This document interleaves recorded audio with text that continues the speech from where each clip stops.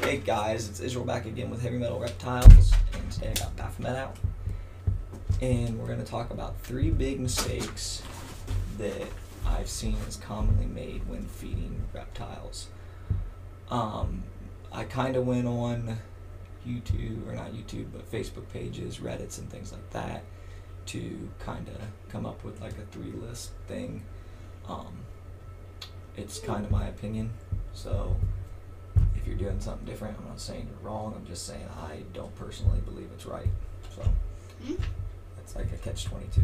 But not saying you got to change everything you're doing, but if you're looking to get into reptiles or snakes or whatever, this, in my opinion, is the way to do it and to do it safely, and it's going to benefit you in a lot of ways that you probably won't think about right off the rip. So we'll go ahead and jump into, just realized I'm not even looking at the actual camera, but I'm looking at the phone. But we're going to go ahead and jump right into the 3 things.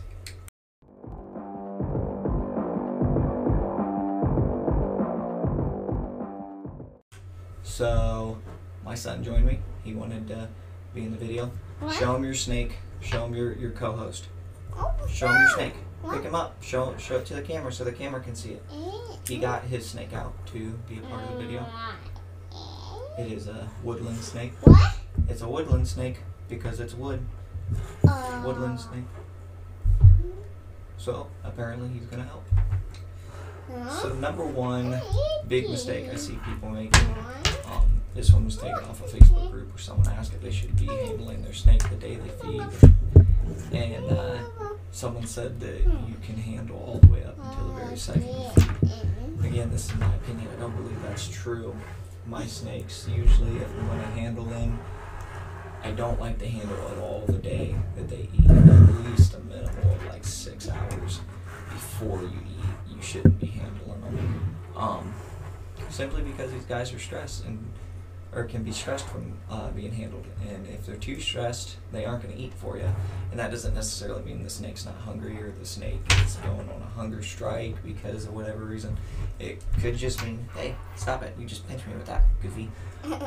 That can just simply mean the snake's too stressed out to eat, and you miss a week that he was supposed to eat, or he'll want to eat in a couple days. So then you can talk about like the dangers of handling after that. I keep forgetting about camera, so I'm like seeing myself not looking at the camera.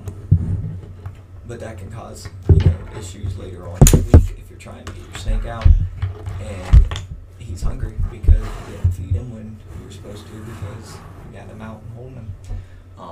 Eating is a stressful thing for snakes still, so it's also added stress to what you already subjected him to or through the day that day.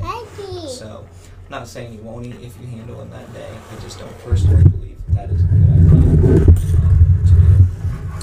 So yeah, let's go ahead and move to number 2.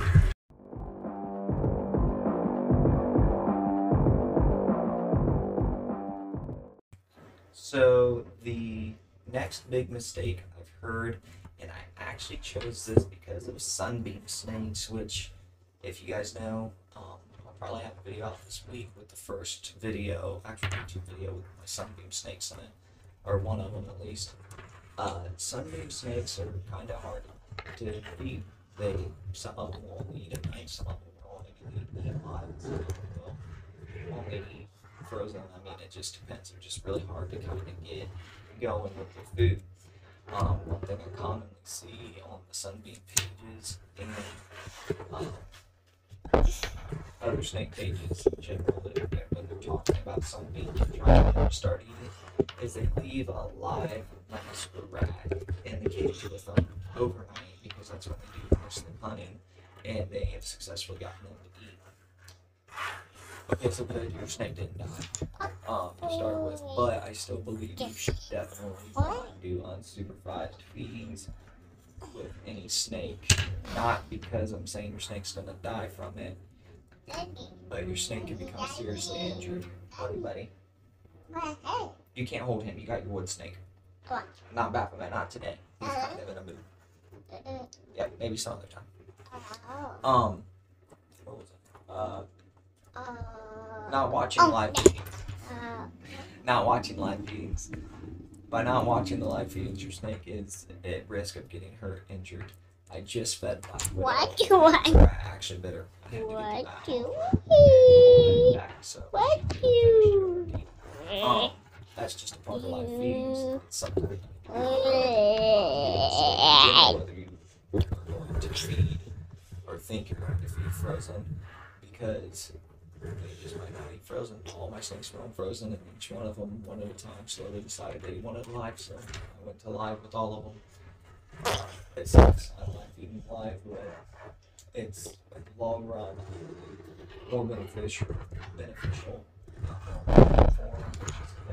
your snakes. That's why I changed my cages up, and more nutrients and things in general.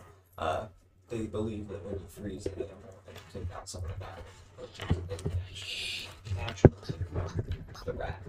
So, yeah, we go on to number 3.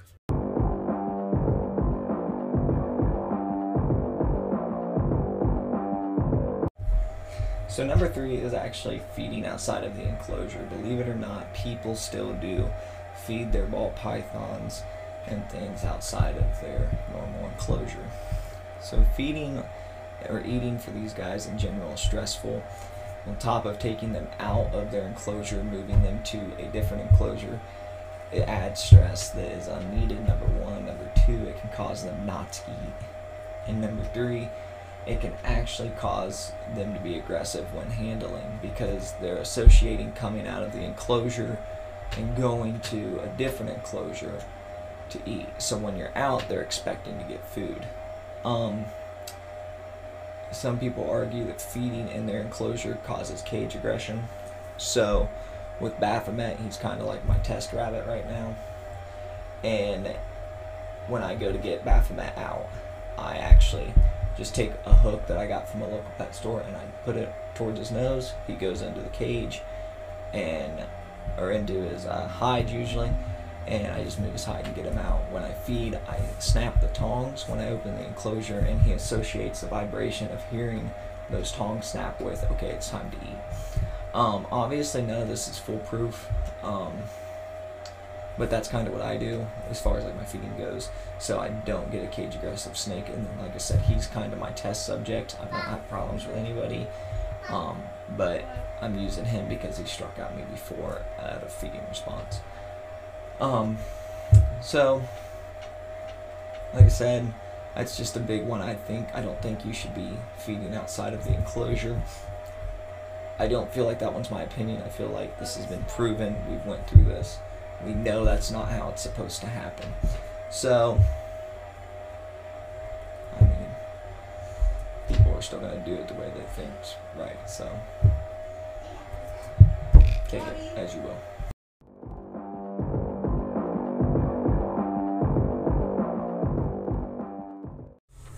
So kind of in closing, this was based off of my opinion. Like I said, besides the feeding outside of enclosures, I feel like we have enough research and thing that's been done that proves we shouldn't be taking these guys out of the enclosure to eat. Don't look at me like that. But like I said, take most of this what you will.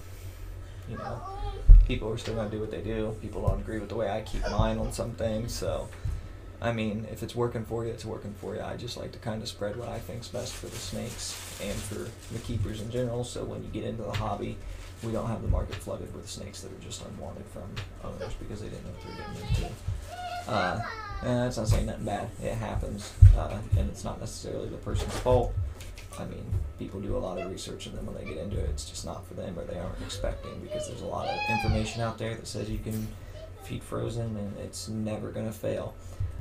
But you don't like frozen, do you?